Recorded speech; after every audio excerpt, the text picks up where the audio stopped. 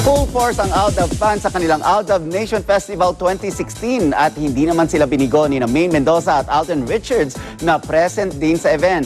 May live chika si Aubrey Carampel. Aubrey? Nelson, muling pinatunayan ng Aldab Nation na buhay pa rin ang bayanihan spirit dito sa Aldab Nation Festival 2016.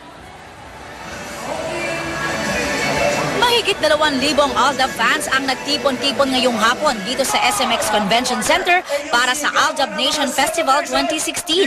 Ito na raw ang pinakamalaking bilang ng Aldab fans sa isang event matapos ang Aldab Tamang Panahon concert last year. Tampok din sa festival ang pag-showcase ng mga talento ng Aldab fans. May mga kumanta at tumugtog ng instrumento.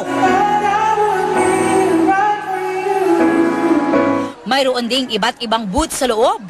Hinikayat ng mga organizer na magdala ng mga libro ang mga dadalo para ma-donate sa Aldab Library Project. Ang organizing committee ay Aldab fans na nagkakilala lang online sa pamamagitan ng Twitter. Dahil daw sa tulong ng iba pang Aldab fans maging ang mga team abroad, nabuo nila ang malaking event na ito na may live streaming pa para mapanood ng iba pang Aldab fans na hindi makakarating dito sa SMX. Yes, for the love of Alden and Maine. Dumalo rin sa event si GMA Films President Attorney Annette Gozon at ang direktor ng Aldab movie na Imagine You and Me na si Mike Tuviera na inanunsyo na nakatakda ng i-release ang DVD ng Imagine You and Me. Ang mga fans, hindi magkamayaw nang dumating ang other half of Aldab na si Maine Mendoza na lubos ang pasasalamat sa Aldab Nation.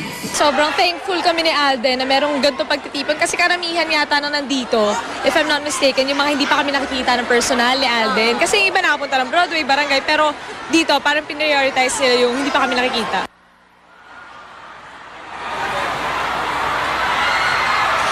Nelson, dumating na rin dito sa event ang pambansang Bay Alden Richards. Kaya naman, doble na ang saya ng Aldab Nation dahil kumpleto na ang kanilang pinakamamahal na Aldab Love Team. Balik sa'yo, Nelson. Maraming salamat, Aubrey Carampel.